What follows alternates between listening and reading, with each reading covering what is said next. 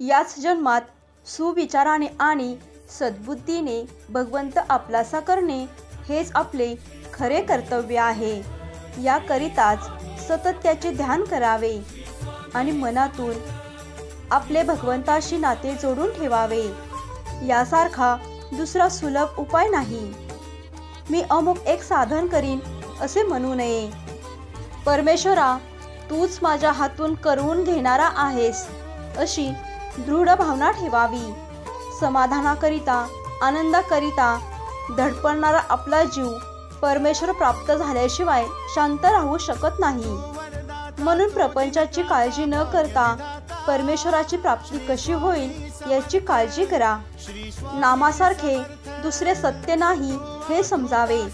याच जन्मात हे नाव शांतीचा आणि समाधानाचा ठेवा मिळवून देईल। जन्माला आल्यासारखे नामाचे होऊन राहावे। भगवंत आपल्या नामस्मरणात आहे। दृढ भावनेशिवाय सर्व व्यर्थ आहे।